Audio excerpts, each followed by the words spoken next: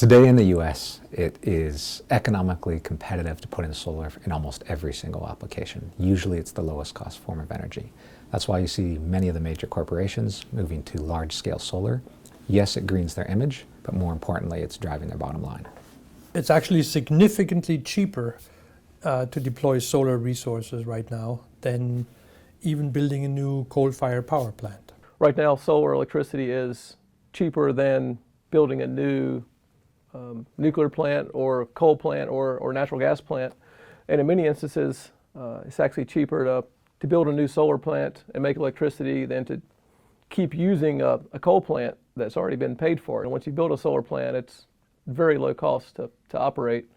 And you compare over the life of those two, the cost of electricity and the solar electricity is cheaper.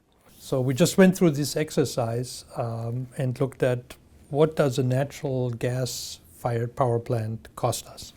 It roughly works out 2 cents per kilowatt hour just from the fuel, from the natural gas that we have to purchase. And this is at historically low natural gas prices because of fracking.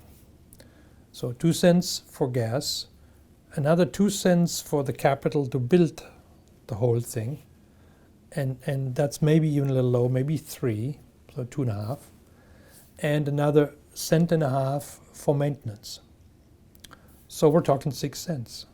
Solar you can get for a little less than 5 cents. Now if I look at home, what do I pay per kilowatt hour of electricity?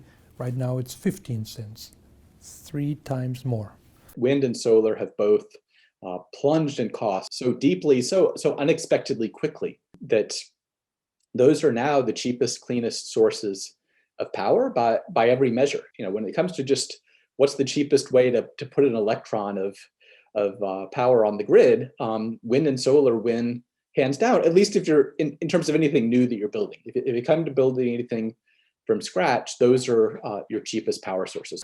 Solar actually produces the lowest cost power in part because the marginal cost is so tiny. Once you put the capital into the plant, your operating costs are basically nothing, and it's producing energy all the time the sun shines. Your marginal costs are really low, which is why it can crush any kind of other type of power plant where you have some sort of a continuous cost. Like if you're burning natural gas, you have to pay for that natural gas. The cost of that natural gas is variable. Right now it's pretty low. Hopefully it stays that way, but there's no guarantee. So over time, it will have a downward pressure on rates.